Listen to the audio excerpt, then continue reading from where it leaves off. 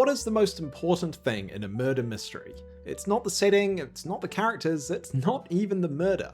It's perspective. Whose story is being told and whose eyes are we seeing it through? Because after all, if we saw the events of the story from the murderer's perspective, then it wouldn't be much of a mystery, would it? It'd be American Psycho. No, the audience is meant to slowly watch the mystery unfold and find out the information piece by piece along with the characters, which is why in this genre it's obvious to tell the story from the point of view of the detective solving the murder. This isn't universally the case, like the Sherlock Holmes books are told from the perspective of John Watson, but by and large, in detective fiction, the detective is both the point of view character and by extension, the main character.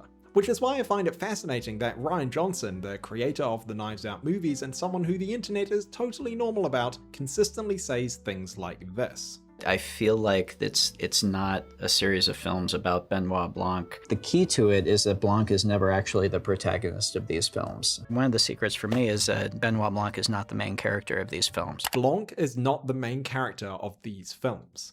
It's a funny thing for the guy who wanted to name the series after the character to say, but it is true. And on reflection, I think more than anything else, this is what makes these movies stand out from pretty much every other series, detective or otherwise. Because if you take pretty much any other series of movies, Indiana Jones, Harry Potter, Iron Man, Spider-Man, James Bond, Paddington, the recurring character in all of them is also the protagonist. And even if the series isn't literally named after the central character, and even when there's minimal continuity between the different entries, the common feature is always the fact that this recurring character is also, obviously, the main character. But even though Blanc is the only recurring character in these three movies, he's not the main character. Well, okay, he is the main character in Glass Onion, we'll get to that, but Marta is the main character in Knives Out, and Father Judd is the main character in Wake Up Dead Man. And the reason that I think that this is the secret ingredient of the Knives Out series is because it opens up a far bigger world of storytelling possibilities than would be the case if we were always focused on Blanc himself, because they allow the movies to play with perspective. To explain what I mean here, let's compare the Knives Out movies to Kenneth Branagh's Hercule Poirot trilogy. Both series are murder mysteries with ensemble casts and an eccentric detective, taking place in different locations with very minimal continuity between the different installments, which, in release order, can broadly be described as the single location winter one, the hot and sandy holiday one, and the spooky religious one, all of which were released within a roughly 6-year window. But unlike Benoit Blanc, Hercule Poirot is very much the focal character of these movies. These are his stories, and they are told from his perspective. And that's not to say we're getting huge amounts of backstory or anything, although the second one for some reason gave us the origin story of his moustache, but each of these three stories starts with Poirot himself, explains how he came to be at the scene of the crime, and follows him as he solves the murder. So the central question of these stories is the most obvious one. Who done it? Because that is the central question for Poirot. And while Branagh does his best to give the character something of a journey through all of this, his central conflict is quite simply that he must solve the murder. Which, as far as character motivations go, is fine, I guess, but it's not that interesting, is it? Because we've seen murder mysteries before, so we know he's going to solve it, and it's also not a particularly interesting character conflict for someone who solves murders all the time and is world famous for doing so. And to be fair, this is the case in most detective fiction, and so the way most storytellers try to make their detective stories more interesting for the audience is to make the mystery itself more complex, or they try to give the detective a more personal stake in the mystery, or they try to put the detective in some sort of danger, which again is all fine, but it lacks depth. Clues and the mystery and the solution are never going to keep an audience entertained. What you need to build your movie around actually is the same thing you build any genre around, which is a protagonist who wants something, who can't get it, and the audience cares about that and wants to see them succeed or fail by the end. Because when you have all the tempting little bits and bobs and shiny baubles of a murder mystery in front of you, it's so easy to start leaning on those and to forget that those cannot hold the weight of a movie. This is where the Knives Out movies are different, because with the exception of Glass Onion, again we'll get to that, Blanc is not the protagonist, and it's also very rarely that he is even the point of view character, which means that suddenly the story is not one about a detective answering the question of who done it. The story is about someone having the worst day of their life and how they cope with that. They just happen to be doing so while Daniel Craig stands there saying things like, "You vainglorious buffoon."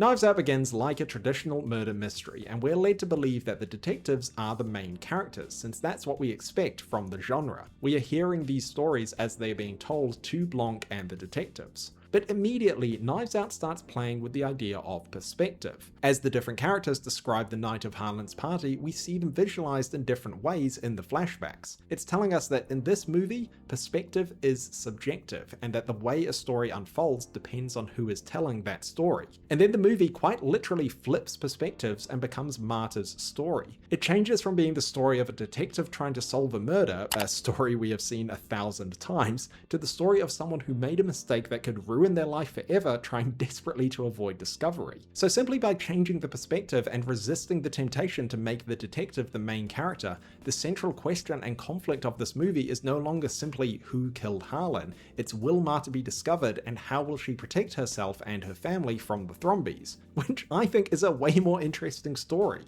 And Wake Up Dead Man does the same thing. It's not the story of a detective figuring out who killed Josh Brolin, it's the story of a priest doing everything he can to rediscover his faith and purpose in life, while being plagued by self-doubt and having his beliefs constantly challenged and brought into question by those around him. And these stories can only be told if Blanc is not the focus. Because if Blanc was the main character, then you wouldn't include a scene like Father Judd's conversation with Louise, which I think most of us agree is one of the best bits of the film. Blanc doesn't need to be the main character of these stories. He just needs to be someone familiar that we the audience know and like, which Daniel Craig more than takes care of with his performance. Both Daniel Craig and Rian Johnson know that Blanc is simply the vehicle for the audience to get a glimpse into someone else's much more interesting life, but that's not to say he's a blank slate, and nor should he be. Blanc always serves a very distinct purpose in it, and he always is written not as let's learn more about Blanc in the story, but as what is Blanc's function in this mystery, and then we learn more about him through how he engages with that. The character of Blanc and how he sees the world is defined through things like his costumes, the way he interacts with the other characters, and through Craig's performance. There is a lot of characterization being conveyed through his actions that helps us understand who this character is. But unlike the real protagonists, Blanc never really has much in the way of a character conflict or arc. He's pretty much the same person at the end of the movie as he was at the start, and that's fine because it's not his story. And this is why Glass Onion is the outlier of the series, because unlike the other two, that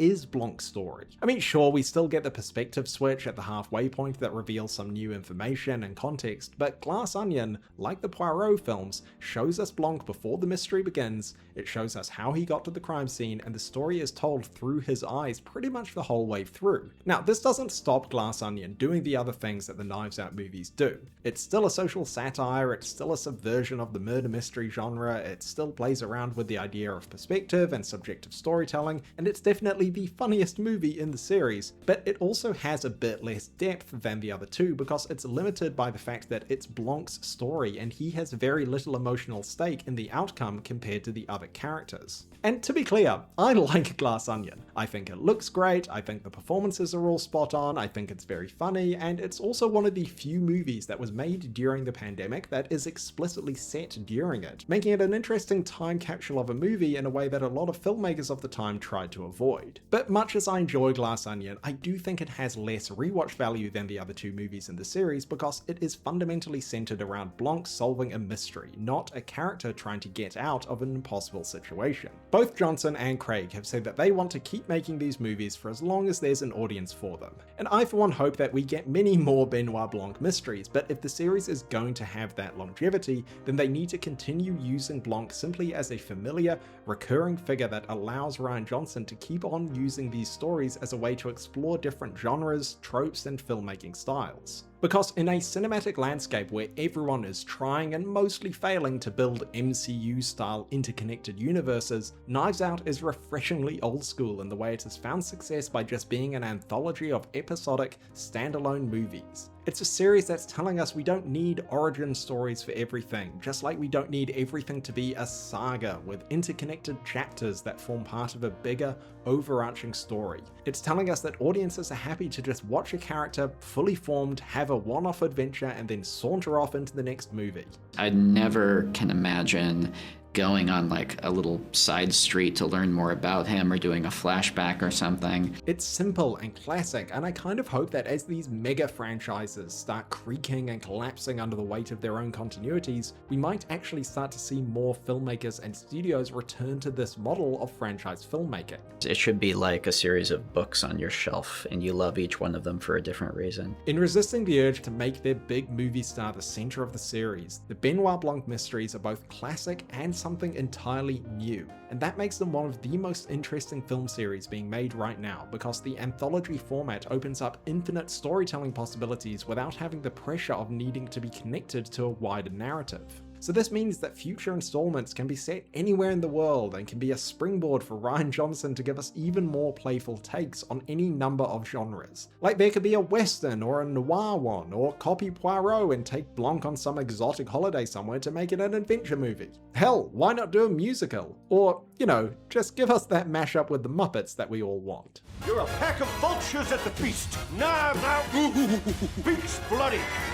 If you've stuck around for the Patreon credits, then you get a bonus bit of Knives Out trivia, which is that Daniel Craig is not actually the only actor who appears in all 3 movies. Rian Johnson's friend Noah Segan has small supporting roles in all 3 movies, and long may that continue because he's hilarious. Thank you for watching, and thanks as always to my patrons who make these videos possible.